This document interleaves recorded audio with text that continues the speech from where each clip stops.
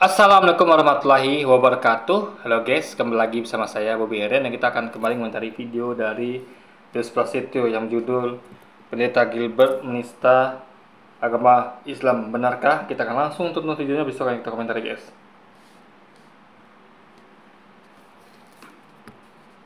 Kan bayar 10%, makanya kita kebaktian tenang aja. Ya kan? Paling berdiri nyanyi tempat santai. Ya kan? Tapi kalau 2,5 setengah mati. Pendeta yang baik tidak akan mungkin keluar kata-kata yang menghina agama lain. Jadi apalagi sampai mengejek-ngejek cara mereka bersembahyang. Assalamualaikum. Tapi ya logikanya ya, kalau tadi Pendeta Gilbert ngomong gitu, katanya kan kita kan 10, jumlahnya genap. Maka kita santai aja, kita nyanyi di gereja. Itu dibandingkan dengan Islam. Islam tengok, cuma 2,5. Setengahnya diartikan sebagai setengah mati.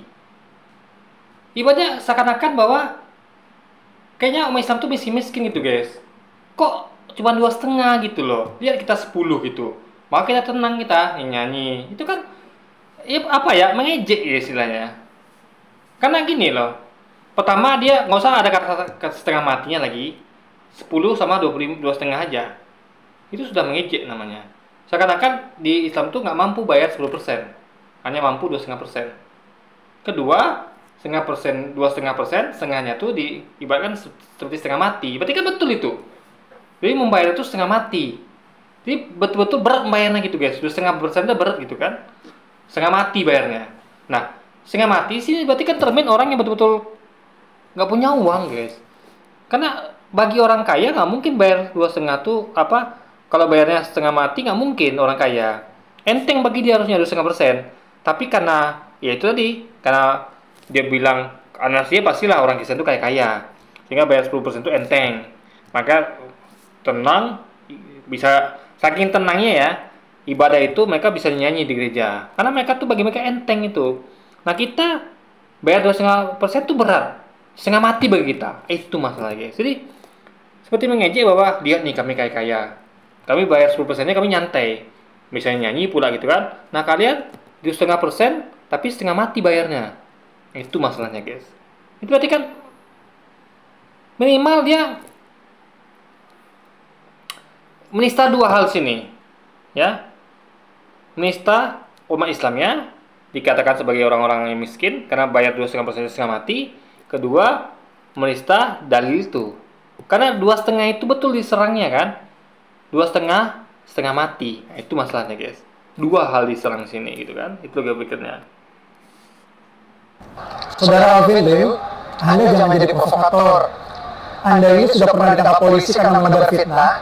Baru keluar dari penjara, Anda sekarang sudah mau bikin gaduh lagi. Saya umat Islam. Saya tidak singgung dengan humornya Pendeta Gilbert. Itu humor biasa untuk kalangan internal, tanpa bermaksud menghina, apalagi menisahkan Islam agama saya. Saya tanya, Islam agama Anda bukan? Kalau si apa namanya, dia memang begitu orangnya, ya. Dia nggak masalah agama dihina, nggak masalah bagi dia ini, nggak masalah. Mau nabi dihina pun nggak masalah bagi dia, ya. Jadi Anda tuh jangan patokannya jangan dia ini guys. Jadi orangnya ya gitu, ya. Agama dihina pun dia nggak masalah bagi dia. Lihatlah orang-orang Islam yang peka, yang betul-betul merasa bahwa agama itu adalah segalanya. Lihat itu. Dia bisa gini misalnya ya. Kita lihat misalnya ada orang yang, contoh, ada ibu tuh yang betul-betul, jadi misalnya antar ibu dengan bapak. Nah, ibu ini nggak bisa lihat anaknya tuh di apain oleh orang lain. Misalnya anaknya dimarahin orang lain, dia marah, dia protes, aduh jangan dong marahin anak saya, biar saya marahin. Atau misalnya anaknya di apalah, bapak beda bapaknya misalnya kan, ada udahlah bu, kan anak kita tidak dipukul, kan cuma dimarahin, biasa tuh dimarahin.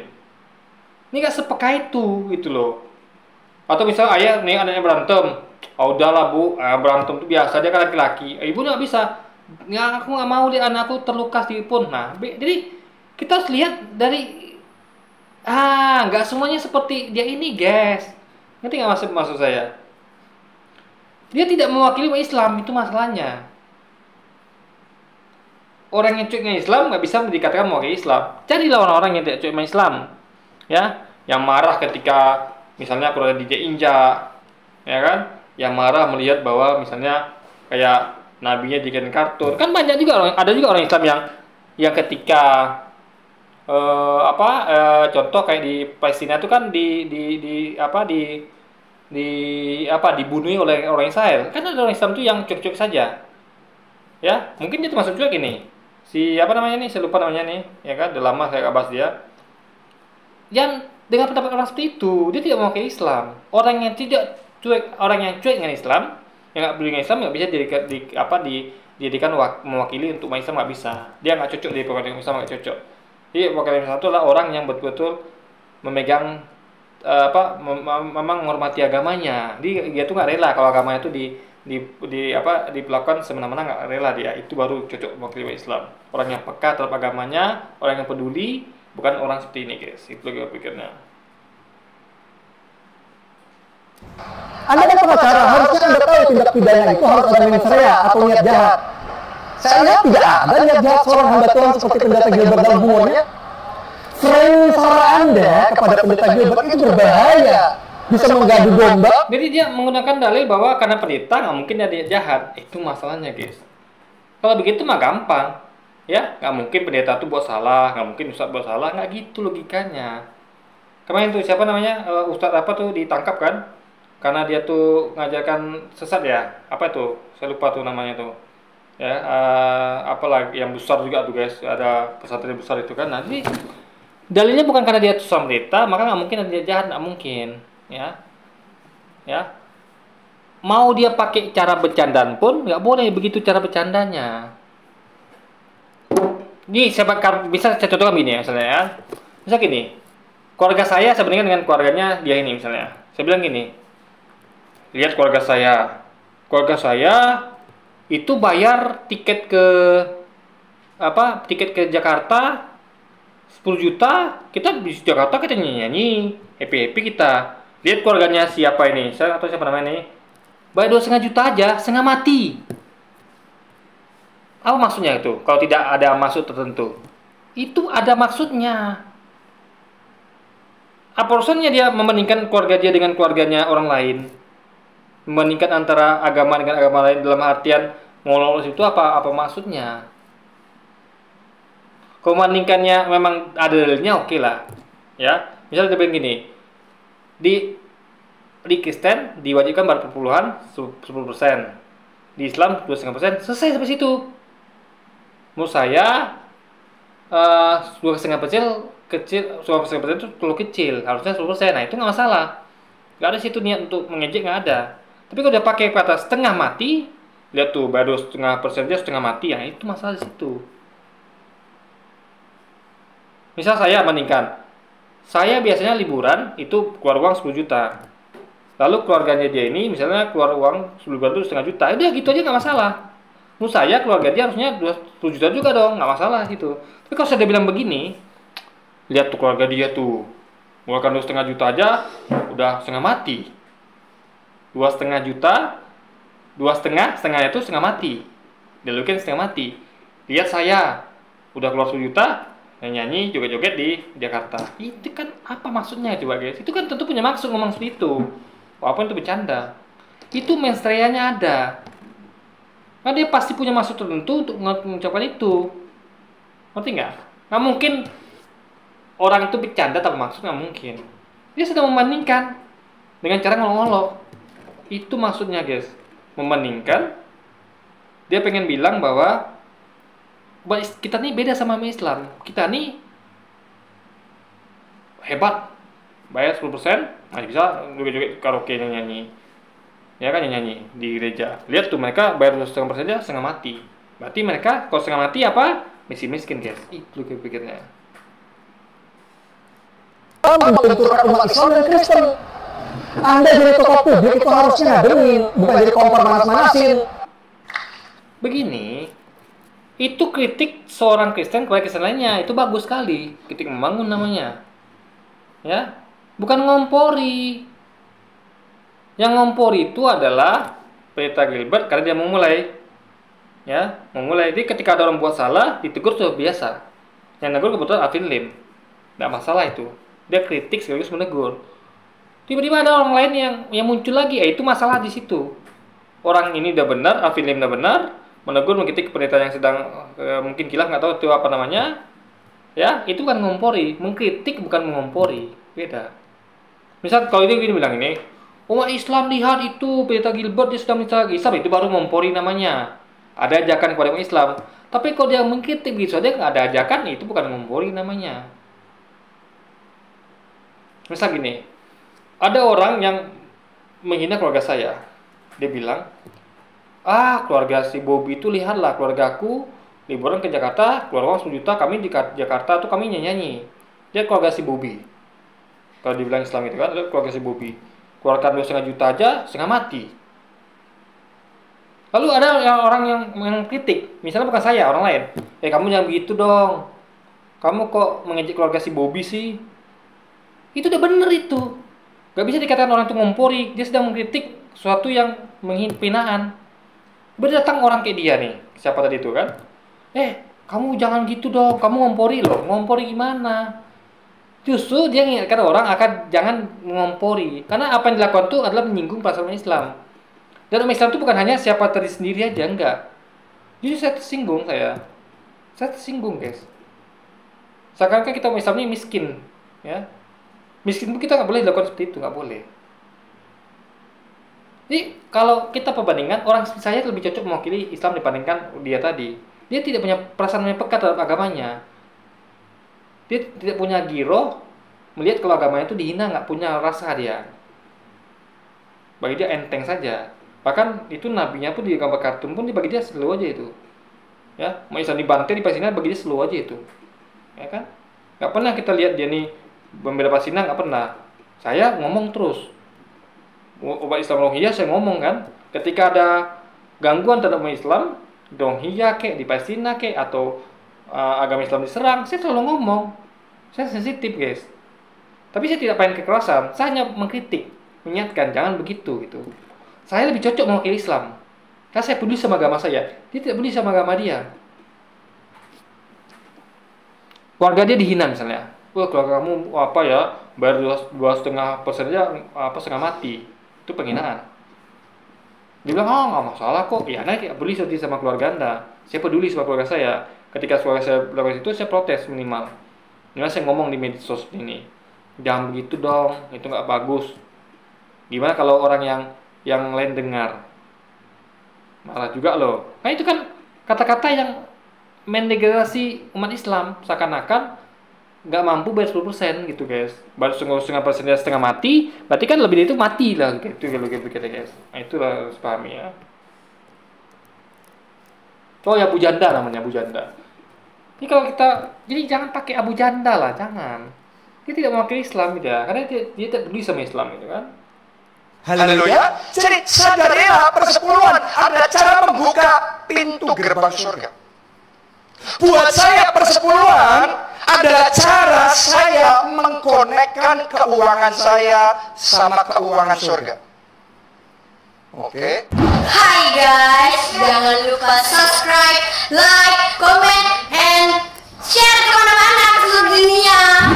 Assalamualaikum, selamat datang kembali di channel Kata Alkitab ini. Di sini saya akan membahas, meluruskan dan juga mereview beberapa teologi yang mungkin harus kita sinkronkan dengan kebenaran Alkitab. Kali ini saya akan meluruskan satu hamba Tuhan yang saya nggak kenal juga sih. Tapi saya tidak mau menyerang orangnya, pribadinya, berhubung saya nggak kenal kan memang ya. Tapi saya akan melihat argumentasinya, pengajarannya, apakah pengajarannya sesuai dengan kebenaran Alkitab atau tidak. Mari kita. Ini videonya kok lari ke sini guys, ya kan? Kemana ini coba? Nah ini contoh Louis sedang mengkritik pendeta mungkin. Nah nggak masalah nggak? Nggak masalah. Kenapa kok dibilang ngompori? Kalau gitu Louis juga sedang ngompori dong kalau gitu. Ya, jadi ketika ada sesama Kristen misalnya atau sama Islam, misalnya saya kritik Ustadz misalnya, atau Louis kritik pendeta, atau tadi si Alfilim mengkritik pendeta, itu bukan jangan bilang ngompori, jangan. Kecuali kalau ada kata-kata gini, ayo umat Islam kita serang itu Ustadz, ayo umat Islam kita grebek, itu baru namanya ngompori. Orang cuma kritik kok, cuma mengingatkan. Ini Anda bisa bedakan mana kompori, mana yang PT. Yang kompori justru orang yang melakukan itu. Dia yang ngomong memancing pro dan kontra itu yang yang mengompori itu. Kenapa yang satu yang menimbulkan pro kontra di kalangan umat Islam dengan mengatakan bahwa bayar 2,5% saja setengah mati. Itu guys yang harus dipahami. Kita langsung aja nonton videonya ya guys. Haleluya. Jadi sadarilah persepuluhan adalah cara membuka pintu gerbang surga. Buat saya persepuluhan adalah cara saya mengkonekkan keuangan saya sama keuangan surga. Nah, yang pertama jadi hamba Tuhan ini mengatakan bahwa persepuluhan itu adalah cara dia untuk membuka gerbang surga. Jadi mungkin maksudnya saya tidak tahu ya maksudnya ini apa. Karena perkataannya ini ambigu guys. Ini kritik Lewis kepada orang yang sedang memasarkan perpuluhan. Ini kan memasarkan perpuluhan ini.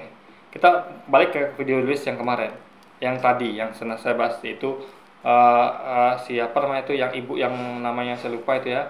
Itu katanya Kristen itu dipasarkan gitu kan. Ini kan termasuk dia sedang memasarkan perpuluhan dengan mengatakan bahwa kalau kita tahu di dunia keuangan ya, bahwa kita tuh kalau mau keuangan kita tuh dikonekkan dengan ini, berarti ini namanya. Jadi ini adalah pemasaran juga termasuk pemasaran persepuluhan namanya guys. Ini seakan-akan dengan perpuluhan kita tuh pegang kunci surga gitu. Makanya kita tuh ayo perpuluhan gitu kan. Itu yang harus dipahami. Itu termasuk pemasaran perpuluhan. Ini gimana supaya perpuluhan itu laku dengan mengiming dengan kunci surga guys. Nah gitu kan. Pertama bisa berarti ketika membuka pintu surga, artinya ketika dia mau bersepuluhan dari surga nanti akan banyak berkat turun atas dia bahkan berkali-kali lipat. Itu yang pertama yang saya pahami. Kedua yang saya pahami, ketika kita mau memberikan persepuluhan, maka kita akan bisa masuk surga dengan gampang gitu. Karena sudah terbuka kan gerbang surga, jadi kita bisa masuk begitu. Nah, dua pandangan ambigu ini. Jadi makanya kan terbukti kan, memang ada pemasaran di dunia Kristen. Yang ini seperti tadi sedang memasarkan surganya dengan cara apa? Dengan perpuluhan. Memasarkan bukan surganya, memasarkan perpuluhannya. Ini gimana supaya perpuluhan ini laku? Itu tadi. Siapa sih nggak mau surga? Gitu kan? Makanya bayar perpuluhan. Nah begitu guys. Termasuk lah pemasaran perpuluhan kan? Yang saya dapat, tapi saya akan bahas dua-duanya. Tapi sebelumnya kita akan nonton videonya sampai lengkap. Haleluya. Jadi sadarilah persepuluhan adalah cara membuka pintu gerbang surga. Buat saya persepuluhan adalah cara saya mengkonekkan keuangan saya sama keuangan surga. Oke. Ini hal gini biasa. Ada Lewis pendeta kan mengkritik pendeta lain itu biasa. Jangan seperti Abu Jadal langsung dikatakan bahwa ini adalah mengompori. Enggak. Kan Lewis biasa melakukan ini gitu kan. Tapi Lewis kenapa bikin video yang tadi? Yang bukan video tadi, video ini ya. Yang dia langsung ke sini lari, nggak tahu saya kenapa ini. Padahal dia fokusnya kan membahas pendeta Gilbert. Kok bisa lari ke sini gitu kan? Berdoa cara saya mengkonekkan spirit saya, roh saya sama roh Tuhan. Oke, sama seperti membaca dan merenungkan firman, itu cara saya mengkonekkan pikiran saya, jiwa saya dengan firman Tuhan, dengan pikiran Tuhan. Demikian juga mengembalikan persepuluhan adalah cara saya mengkonekkan keuangan saya sama keuangan surga. Sehingga dalam hidup saya nggak berjalan sendiri, tapi saya masuk di dalam perjanjian kerjasama dengan surga. Saya masuk di dalam joint venture dengan surga. Saya nggak sendiri sekarang, saya bersama. Nah itu kan bisnis namanya. Kalau Anda mau mobil Avanza, ya Anda bayar perpuluhan. Ini sama kayak orang marketing ya. Kalau Anda mau mobil ini, ya Anda bayar segini, 20% gitu kan? Sama.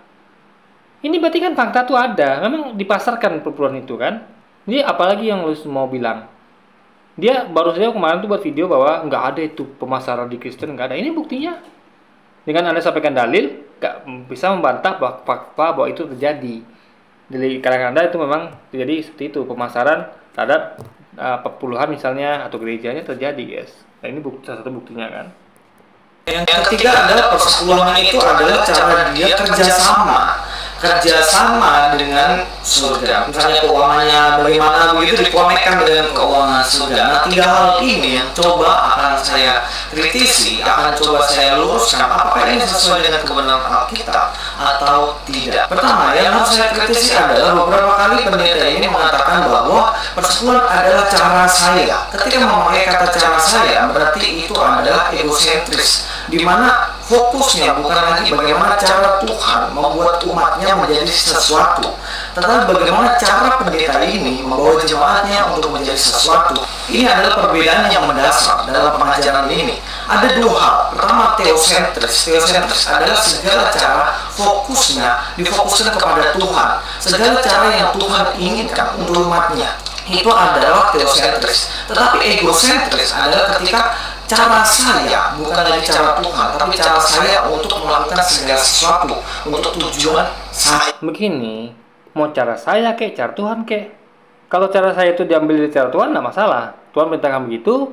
Bisa gini, cara saya masuk surga adalah dengan berbuat baik. Itu kan memang Tuhan perintahkan. Jadi cara saya itulah cara Tuhan juga. Jadi bukan salah di situ. Masalahnya adalah ya, kok dia mengajarkan sesuatu yang itu loh gitu loh. Kenapa nggak yang lain? Kenapa nggak berbuat baik diajarkan? Jadi masuk surga itu ya bukan hanya perpuluhan. Ingat, itu hanya salah satu. Tapi juga harus berbuat baik dan segala macam kan gitu harusnya, guys. Tapi dia fokusnya pada perpuluhan. Bahkan dikatakan perpuluhan itu adalah mengkonekkan pula lagi dengan keuangan surga. Jadi ini kenapa fokusnya di perpuluhan itu masalahnya, guys? Ya, mereka sedang memasarkan perpuluhan. Harusnya kan kunci surga itu banyak gitu.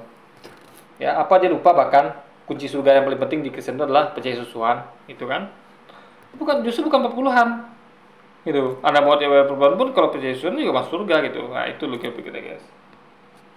Iya, kalau saudara semuanya perhatikan, pasti selalu ada kata saya, dan itu menunjukkan bahwa pengajaran ini lebih tepatnya adalah egosentris. Yang kedua, kalau berbicara mengenai membuka gerbang surga, dalam arti ketika kita memberikan persepuluhan, maka kita akan gampang untuk masuk surga karena terbuka gerbangnya. Nah, ini perlu saya luruskan, karena keselamatan untuk masuk surga hanya caranya satu, yaitu melalui Yesus Kristus.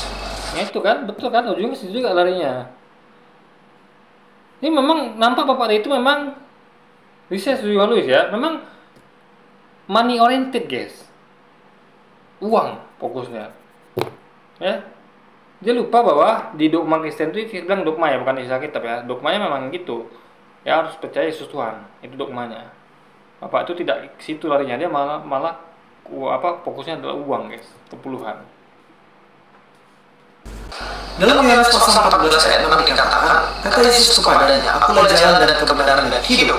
Tidak ada seorang pun yang datang kepada Bapa kalau tidak melalui aku. Ya, ingat Yesus cuma jalan ya. Jalan bukan tujuan. Jalan adalah alat untuk tools menuju tujuan. Contoh, Anda mau ke Jakarta lewat Pantura. Pulang mudik nih, balik mudik kan Pantura. Anda masih Jakarta.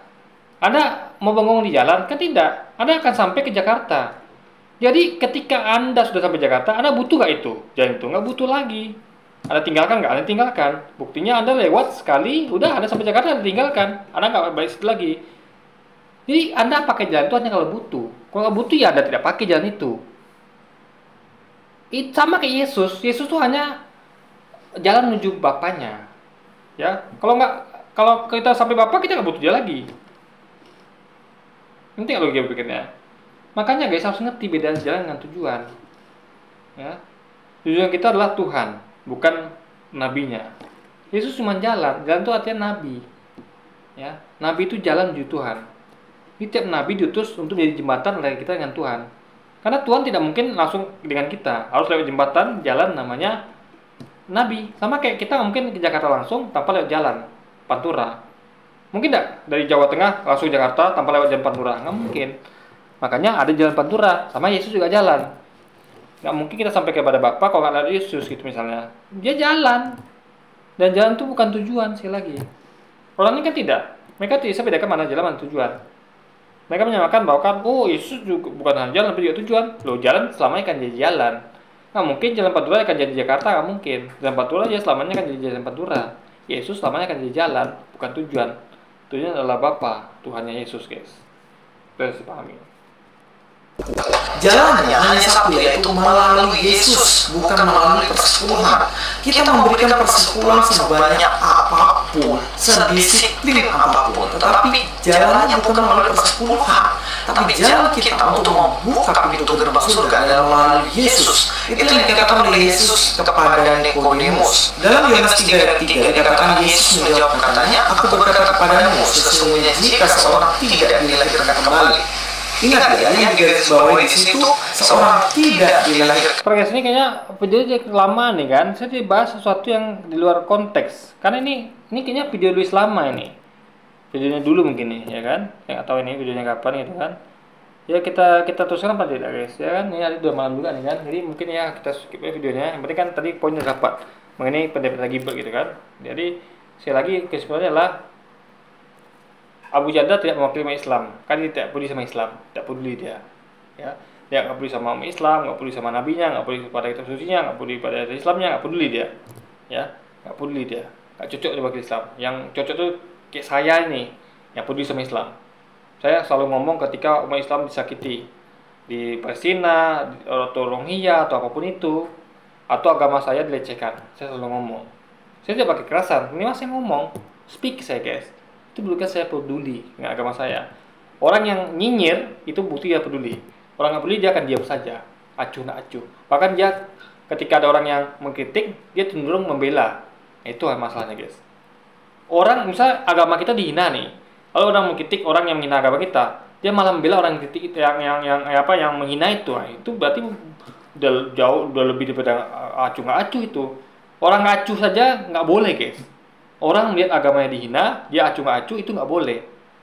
Bukan nggak boleh ya, bukan hanya nggak boleh, tapi itu membuktikan bahwa dia itu memang cuek sama agamanya. Nah ini malah dia membela orang yang sedang mengejek agamanya. Itu masalahnya guys. Itu lebih daripada acuh nggak acuh, lebih pada cuek.